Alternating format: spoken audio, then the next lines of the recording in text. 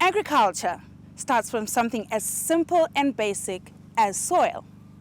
Welcome to Agriculture 101, a program where we delve into everything and anything agriculture, be it your back garden, your vegetables, your tomatoes, your onions that you're growing in your back garden, or the tobacco, the cotton that you're growing on your commercial farm. And what better way to start it off than to go right down to the basics, right down to where it starts from. We've got the soil, now we're going to talk about the seedlings. And today we're going to do just that.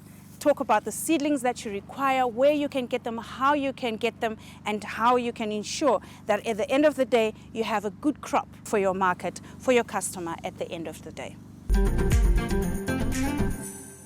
So tell me, Brian, why should I come to you? Since I was young, my mom would take tomatoes, squeeze them into the garden. She would take shoots from our covo in the garden, isn't it?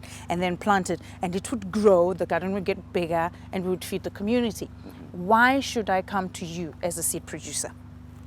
All right, so good horticulture or gardening starts with good seed. And then you take the seed to me. I propagate it into a seedling. And what that does to you is you get like 6 weeks heads ahead. That's what I mean. You've got a root system that's robust, as you can see, and a healthy seedling. So when you transplant this into your garden, you are already assured of success. Whereas if you take your own seed, throw it into the ground, you don't know what that soil in the ground contains in terms of pests like nematodes. Nematodes are like little worms that eat your roots, and they have like measles, and it affects your yield. And you also don't know, if you haven't done a soil test, you don't know how acidic your soil is, alkaline. But with this method that we have in our nursery, we exactly know the pH or the level of acidity or alkalinity of our soil. This is special soil that we use, and we know what fertilizers to use, when and how. And the environment, as you can see, is controlled. So yes, you might put 10 seeds in the ground, but your germination might be 3 out of 10. Whereas here, we are assured of a minimum 90%, 9 out of 10, because not all seeds will germinate. Even the paper pack will tell you that this one is 80%, 90%. So, but we guarantee you what you should have. So if you've paid for 5 seedlings, we give you 5. It's our worry, it's our baby, to make sure we give you 5. The other thing as well, before we give you the seedling, we harden it. Now, hardening is a process we do in the nursery where we prepare the seedling for a harsh environment. Perhaps, like with power issues these days, you can't water. You've transplanted and you can't water in the next day or two. Hardening, what we do in the nursery here, we starve this seedling of water, fertilizers, and so on to prepare it for an external, because this is greenhouse plastic. So we prepare it for the sun, the wind, and what have you. So if this is a hardened, now if you hold my finger, just touch my finger, you feel the pressure? Yes. This thing is not breaking, you see. It's properly hardened. You leave it there in the field, your pump is broken down, you don't have any power or diesel or whatever, this thing can survive 5 days. So it can sustain the elements yes, in the open it's field properly now. trained to. So you don't do that when you do your own seed in the garden. So the moment the sun hits and what have you, and it's at germination, you don't have any water, it dies. Okay. All right. So what is your advice to a farmer who's just walked in, whether they are going to farm for their in their backyard or on a large scale? What is your advice to ensure that at the end of the day they get good lettuce, they get good veggies, they get good onions to sell to their market? you always start with the end in mind. You begin with the end in mind. If you want to feed your family, you might not want to worry too much about yield and excessive, quality and so on. But if you want to farm for sale, like you said, then yields come into play. Quality comes into play. Structure of your produce comes into play. What do I mean? If I'm going to sell tomatoes, I would want to plant a tomato that gives me the maximum possible number of tomatoes in a certain time. If it is cabbages, I want that cabbage because in Zimbabwe people generally like big things. Yes, the bigger it is, the more I get from it. Yeah, so you want a cabbage that will give you a minimum of 3, 4, 5 kgs. Yes. Right. So always start with the end in mind. Who is your customer? What do they want? When do they want it? And then there's also the issue of seasons. You don't want to come in May, June and plant something that you want to harvest in August and you don't have a greenhouse. Okay. Because like right now, you see temperatures are very low, 5 degrees at night, 4 degrees. You run the risk of frost burning your crops.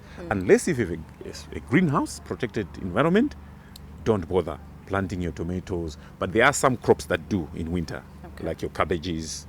You can do them in winter. All right. So coming to you guarantees me of a better crop, Yes. whether for home consumption or the for market. resale. Yes. All right. Okay. And then do you give other advice on site as well if I'm to invite you to my home? Yes. Our nursery here, actually, we have 3 agronomists, 2 fully qualified and 1 intern. So what we do is we just don't sell. We have the whole package. In other words, we understand you first as our customer, why you are here and what you want to do. And then we follow you, having sold seedlings to you. We follow you. Right. Okay. Some are experienced, they might not need, hand holding, but we generally follow our customers, what you call after sales service. We know that the better they do, the better we also do. And the nation gains in the end. So there you have it, Zimbabwe. Whether you want to start a project in your backyard for your veggies, tomatoes, you name it, or you want to start a bigger project commercially, why not visit people like Brian, who will be able to give you seedlings that they assure us will be able to sustain the elements, sustain water issues, power issues, climate change, and you'll be able to get a good product at the end of the day to feed yourself, feed your family, and feed the community.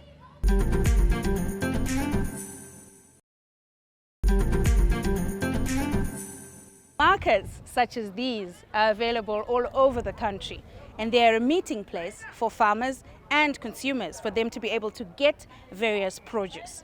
Our team went and visited some of these farmers to figure out how the whole horticulture process happens.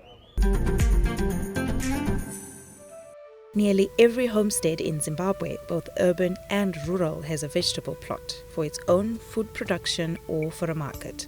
Such production is referred to as horticulture. Zimbabwe was once the breadbasket of Africa. Boasting of vast arable land, the country was able to produce good quality crop to sustain its population and beyond its borders. Agriculture was the basis of Zimbabwe's economy and also one of the biggest foreign currency earners due to tobacco exports. The arrival of the climate change phenomenon brought with it many challenges which gravely affected production and output. The government implemented strategies to help boost production, not only for food security, but with the ultimate objective of reclaiming Zimbabwe's breadbasket status. Some of these strategies include Command Agriculture and Command Livestock. Horticulture represents one of the fastest growing subsectors in agriculture in Zimbabwe after tobacco. Even though horticulture may be considered a secondary activity to field crop production, it has become an important activity for many smallholder farmers across the country, providing an employment opportunity for many Zimbabweans. I started farming 3 years ago.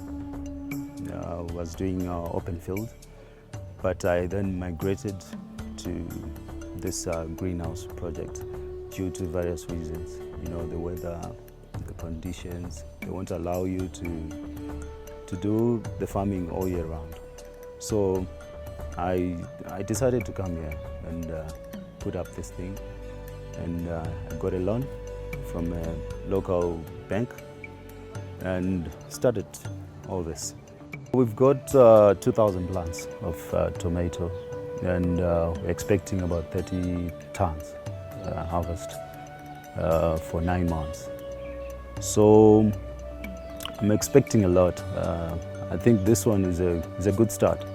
I think it will bring me to another level of farming. I think it will be a great achievement to do that, to have that opportunity to take your products outside the country. I'm hoping I'll reach that point at some point. We are doing a tomato growing project here, and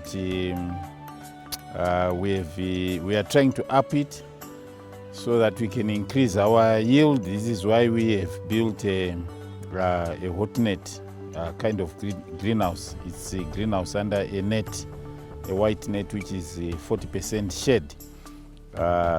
It almost works. The principles are almost the same as a greenhouse under plastic, except that this one uses a net. The inspiration to do this came from the passion of wanting to work in the garden. You know, as we grew up in the rural areas, we were always given assignments to work in the garden at home, and so that's in my blood.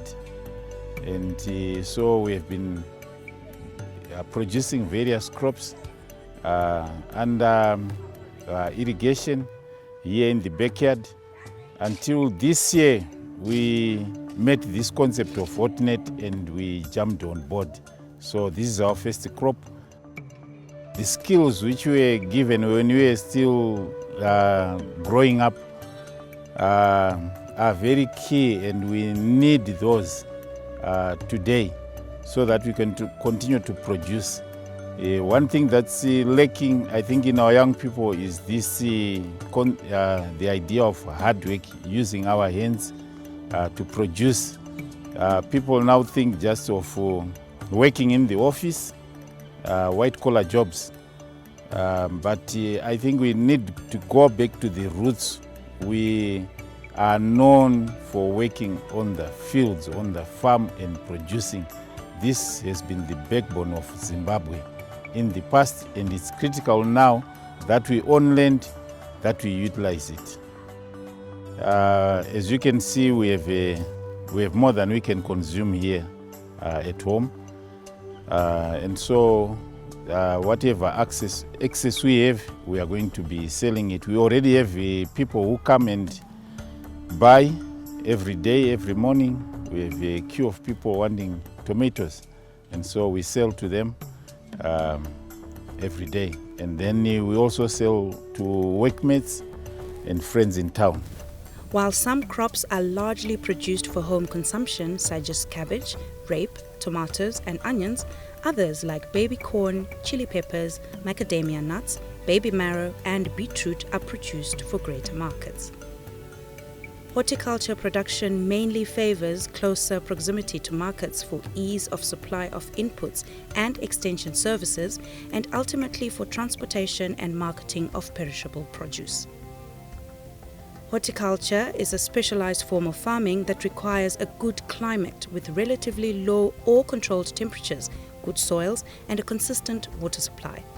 Due to this, most farmers opt for greenhouses to help with their activities.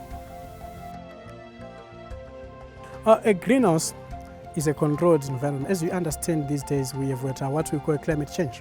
Our climate is changing. Sometimes we have excessive rainfall, sometimes we have these adverse weather conditions like frost, which is not good for plant growth. So we might need to control the environment in terms of climate or weather, where our crops grow, so that we have a conducive environment for our plants to have their maximum growth, hence maximum yield. So to do so, there is this plastic which is used, which is called a greenhouse plastic, which is a 250 micron, and it's UV treated, that is not it cannot be destroyed by the sunlight or the rays from the sunlight, and also it distributes its light and heat evenly under the greenhouse. That is, if you are under this greenhouse, you hardly see your shadow, which is a sign of an equal distribution of the light under greenhouse. Therefore, frost, you're not risky to frost. You're not at risk to frost because this plastic retains the heat, hence the name greenhouse. It retains the heat, the sensible heat from the ground after it is being re-radiated by the ground back to the atmosphere. Then it retains it into the atmosphere. Therefore, anything under greenhouse remains warm. So these warm conditions, we call them high heat units. These high heat units are important for plant growth because they enhance what we call vigorous growth. And this will give you a maximum yield. So a farmer who is under greenhouse is safe from adverse conditions and also infestation of diseases and pests, because most of the diseases, they are transmitted by factors like people or wind itself or even water. So if you are under greenhouse, there is no free entrance of people, wind, and even other pests. Because look at this structure where there are curtains where they can open up the plastic. There is a 40% shade net where they can put so that it avoids a free entrance of pests, because this is 40%, it's very small for pests or insects to enter. So basically, a greenhouse is a barrier to pests and diseases, and also it's a barrier to adverse weather conditions. With great support, the industry can help boost Zimbabwe's agriculture sector and support other main crops, resulting in the country boosting overall output in agriculture towards reclaiming its breadbasket status. Zimtrade statistics show that the sector is a high export earner and continues to grow. In 2018, $112 million of produce was exported, up from $51 million in 2017.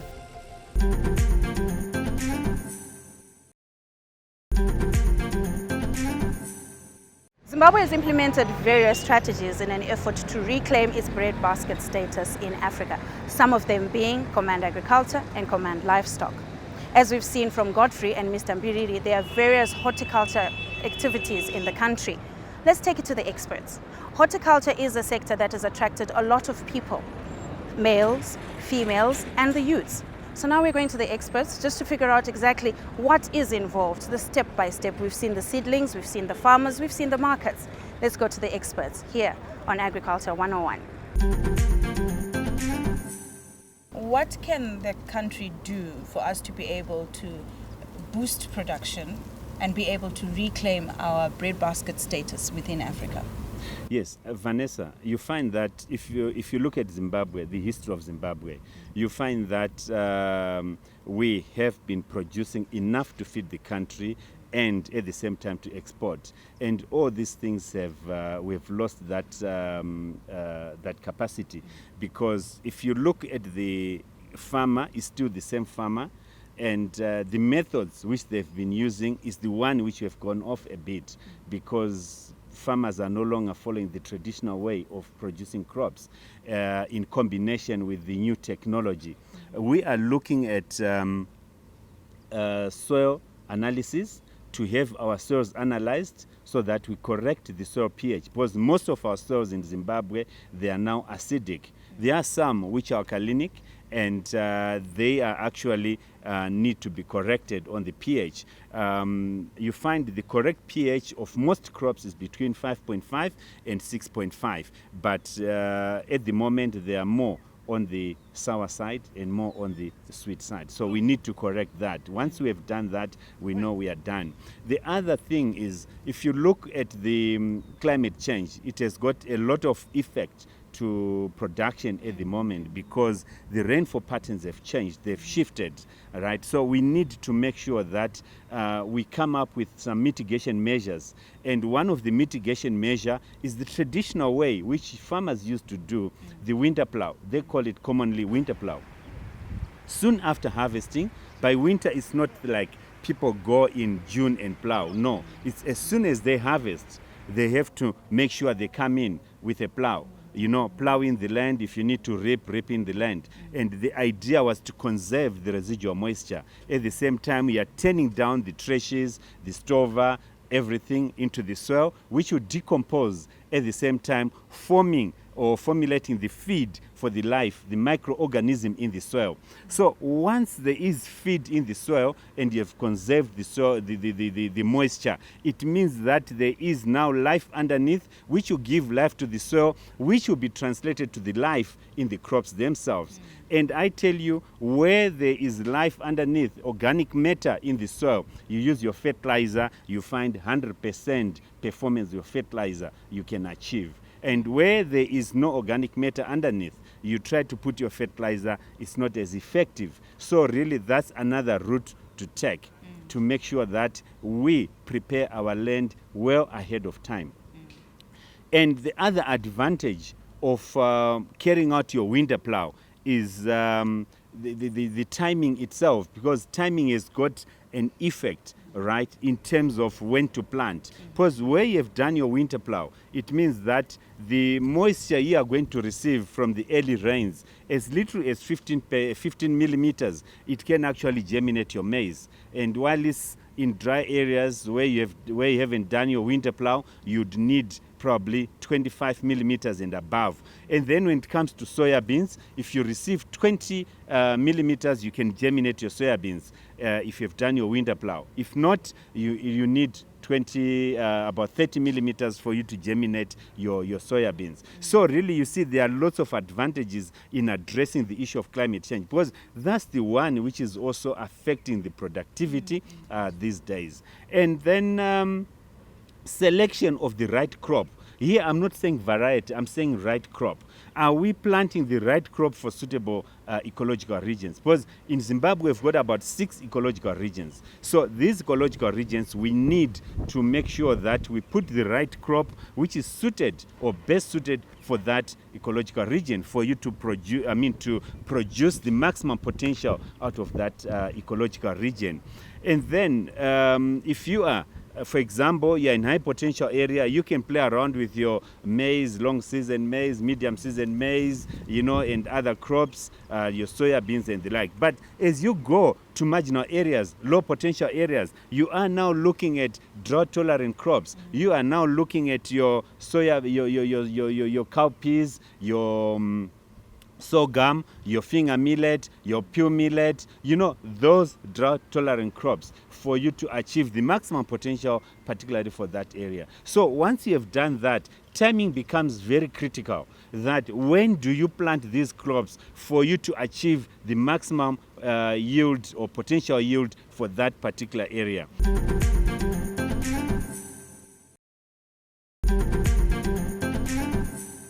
We're talking about horticulture. Okay, what is horticulture? Can you break that down for us? Because most people think that horticulture has to do with flowers. What is horticulture? Personally, I define it as the production of vegetables, all right? The vegetables, we are looking at green mealies. We can start from green mealies. Baby corn, we are looking at sweet corn. This is the maize part of it, which means a maize crop can be turned into a vegetable if you turn it into those categories, right? We are looking at the production of your common vegetables, your rep, your tsunga, your kovo, your broccoli, your cabbage. We also look at pumpkins, right? Butternuts, gem squash. We are looking at radish itself. We are looking at the turnips, right? The production of many crops like your beetroot, your carrots, your watermelon, you know, that's part of the horticulture.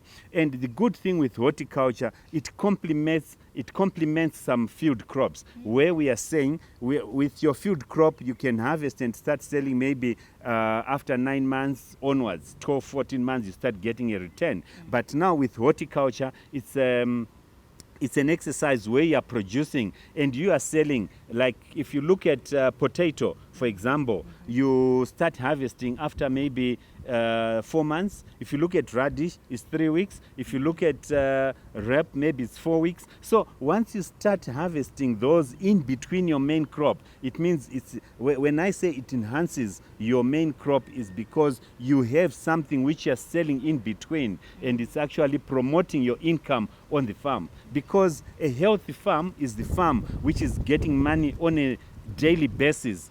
You know, you have an injury, a person is injured, you need money. A breakdown of a machinery, a broken down implement, you need money to make sure all those things are serviced and they are repaired, and you've got money for food and everything else for the people. So it is a very lucrative business, and it can be a stand-alone business. Even if you don't have the major field crops to worry about, with your horticulture alone, you can still make a living out of that. As you've heard it for yourself, horticulture has become a lucrative business.